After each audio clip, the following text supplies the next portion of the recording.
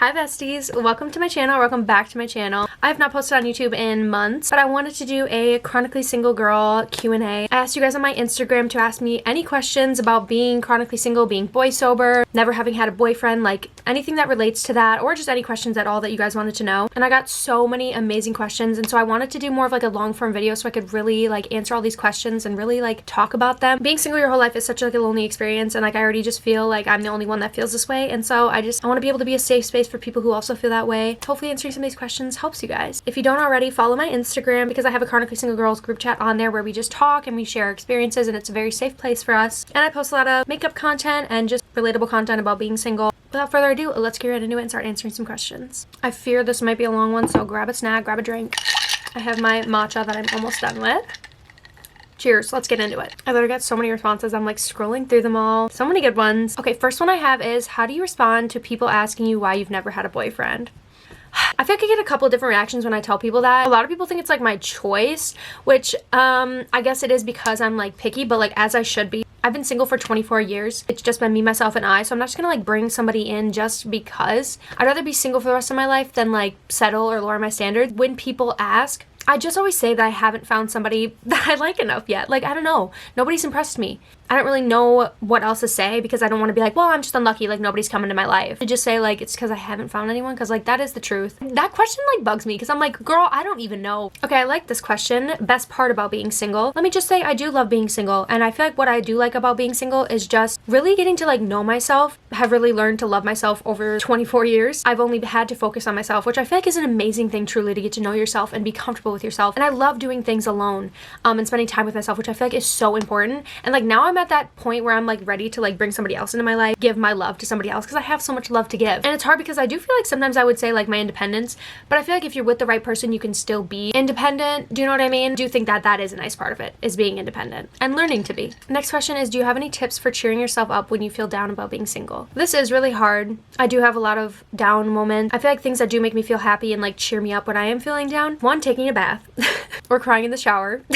Guys, I'm being honest. Reading a book. I feel like I get lost in books. I love books. I'm a hopeless romantic. Like there's nothing that makes me, even though like that kind of can bring me down too, because I'm like, damn, I want that. But I just feel like I lose myself when I read. So I like love that. It kind of gets me out of like thinking about it too much. Spending time with my friends. I literally love hanging out with my girlfriends and doing cute things, going out to dinner, grabbing a couple drinks. Doing my makeup is a huge thing to cheer me up. And especially like talking to you guys, like that really honestly does help cheer me up, because it feels good to vent, you know what I mean? Or just like making myself like a fun drink, like making this matcha like cheered me up. Finding like the little things to like make yourself happy and just like things to look forward to. And also just surrounding yourself with people that you love and who want the best for you and who make you happy. My family and my friends. Anything to just like get my mind off of it. Probably watching like a comfort show too, like Vampire Diaries, Gossip Girl. This is a fun one. Do you believe in soulmates? I feel like I do, kind of. I truly do believe that you can have more than one soulmate or like love in your life. I just think that everybody has such a capacity to like love. There's no way there's just one person for you, because it all depends on like where you are, and like I don't know, there's so many people in the world. Like I just don't believe that there's one singular person for you forever. I just think that you can fall in love with many people. I don't know. I do think that when you do find that person, it does give soulmate energy. Do you know what I mean?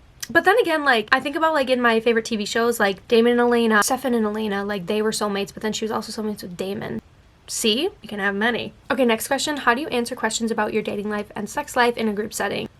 I've never really, I guess, like been asked about my sex life in a group setting. I feel like that shouldn't be brought up, but I have been asked, like obviously like the whole like, do you have a boyfriend or anything, and like what's your dating life like? Like I'm a hairstylist. When a client sits in my chair, like sometimes they'll ask me like, oh, like anything new, or like I don't know, seeing your relatives, or like any updates on your dating life. And I'm like, that is really hard to like deal with, because like I feel like every time it's always no. It's been no for 24 years. I feel like I do struggle with that. It sucks. I just try to like brush past it and be like, no, I don't. Not yet. I try to not like dwell on it and like act sad, because I don't want them to like feel uncomfortable with it. Because I am like sad sometimes about it, and I am struggling. Like, you know, I'm trying to find a boyfriend, but I don't know. And I feel like people's responses will be like, oh.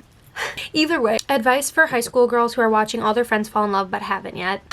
This is literally me. This was me all throughout high school. I do feel like in high school I wasn't as like aware or like a little like sad about it as I am like now. I like saw my friends falling in love and stuff, and that it was something I wanted, but I don't think I was like really ready for it, even though I did want it. But I feel like now at the point where I'm at now, I want it. But it's really hard to watch all your friends experience things and go through all these things and you haven't. I don't know.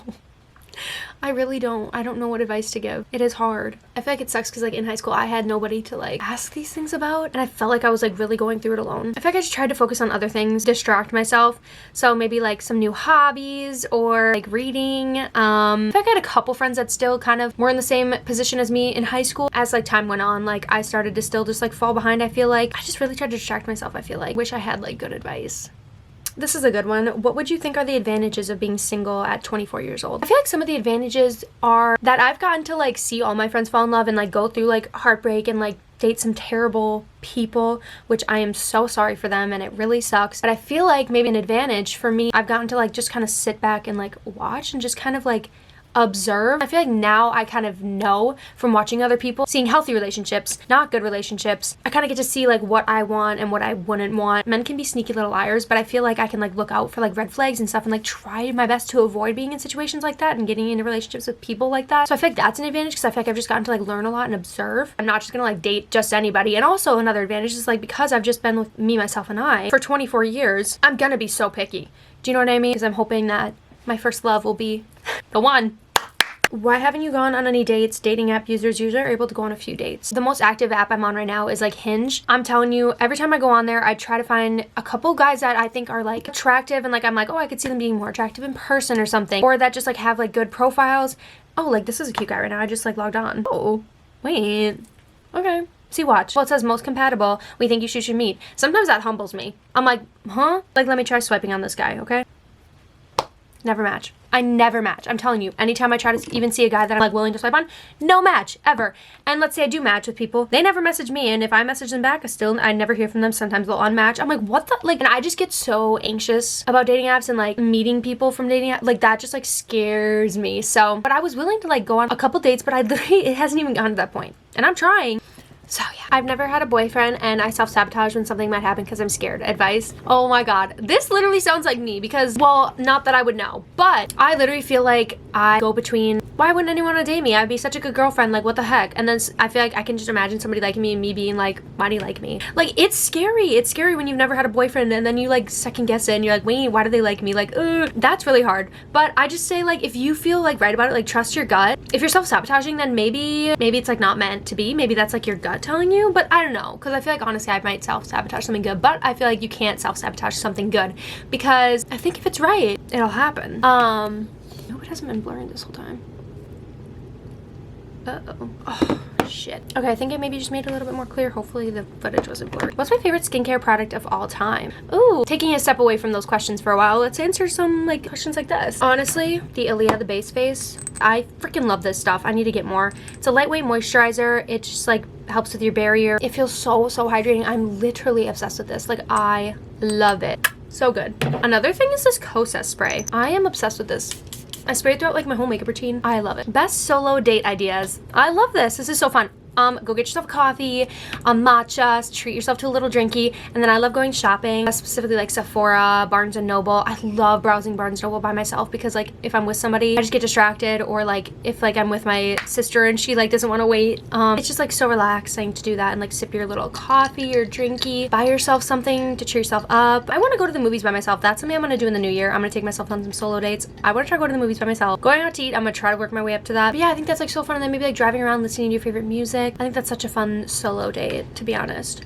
How do you cope when you feel lonely about being single? Honestly, that is such a good question. It is really hard. I struggle with this a lot. I really do. Especially when I'm surrounded by people in love. Honestly, I don't really know how I cope. I just feel like I do things to like cheer me up. And then if I'm really having like a sad day or something, I will like sit down and talk to people I love and just like, you know, kind of vent and stuff. But there truly is no like solution, or like, I wish that there was, but I think it's just cheering yourself up, doing things that make you happy, surrounding yourself with people you love and who don't like tear you down, are negative. I think just being around other types of love, like friendship love, family love, self-love, is super important. It's hard to find peace in it, you know? Favorite book? Love this question. The 7-Year Slip, Love in Other Words, the Magnolia Park series, Light Lark, Fourth Wing, the Zodiac Academy series. Why are you still single? Religious reasons, or hard to make male friends, or high standards?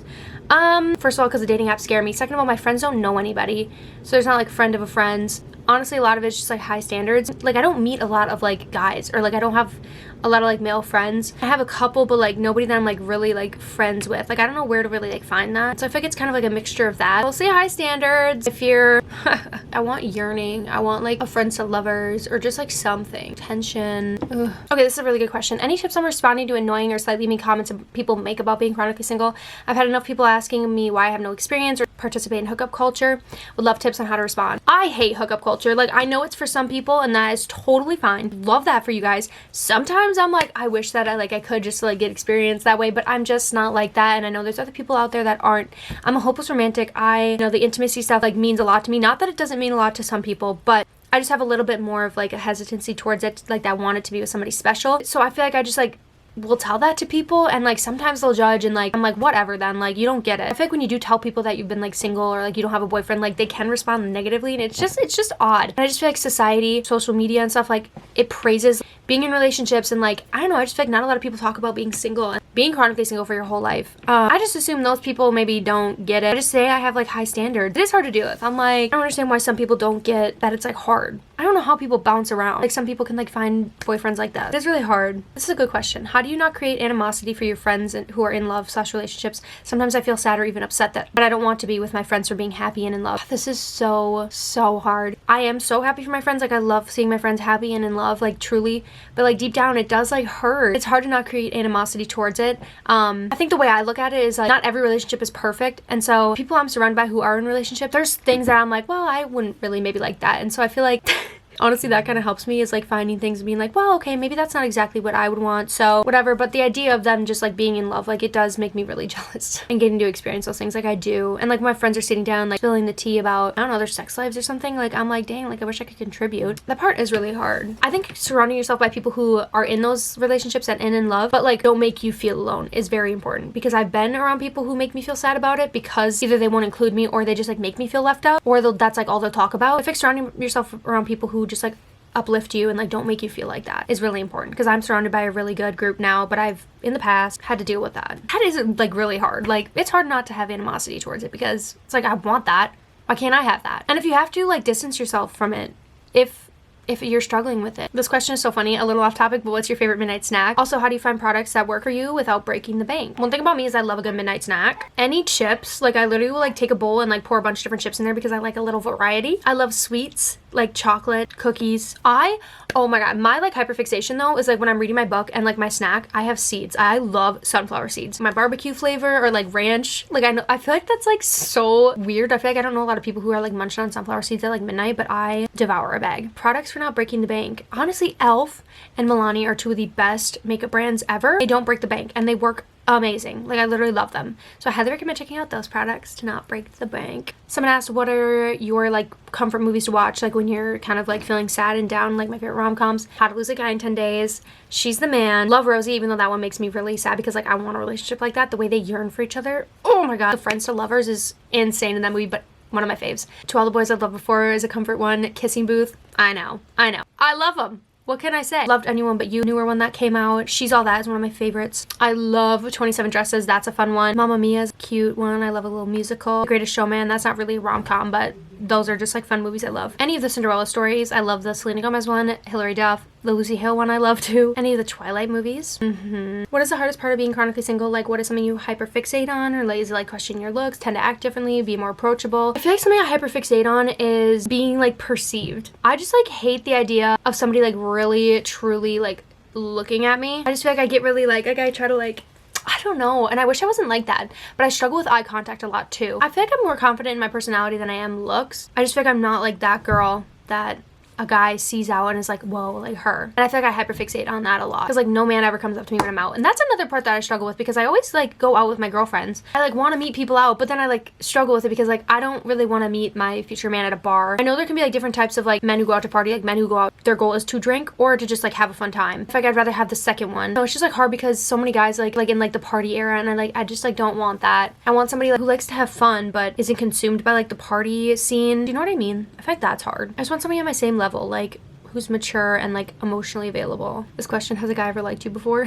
Honestly, not that like I'm aware of, because no man has ever like said that to me. Been like, I like you. There was this one little situationship, if you can call it that I had for like a couple years back. It was just a guy I talked to. He Snapchat me every like 24 to 48 hours, so I like could never get to like know him. And I don't know, we like talked for a while, but I never heard the words I like you. Like I just like want a man to like tell me like how they feel, what they want, like who's not shy about it, like be confident. Do you know what I mean? And I never had that. So, I mean, I don't know if a guy ever has. Not that I'm aware. Considering you've never been in a relationship, once you get into one, do you think that it's going to be hard being in a relationship? I think so, because it's been just me, myself, and I for so long. I feel like it'd be so interesting to like integrate a whole nother person that I like have to talk to and like do stuff with. And like, I mean, I feel like I want that, but it definitely will be hard because I'm so independent. Anytime you get in a relationship, it'll be hard, but I do feel like it would navigate for me to hard because I've never been in one before. Like I don't know what I'm supposed to do, how I'm supposed to act. Like I don't know how they go. It's so unfamiliar, especially the whole intimacy part. Like that scares me. I want it, not until I'm like comfortable. Is always a conversation that scares me too, because I never know how someone's gonna react. Because I was talking to one of my guy friends the other day and I'd asked him if he knows that I've never had a boyfriend or anything, and I was like, does the fact that you like know that like as a man, like does that scare you? Would that like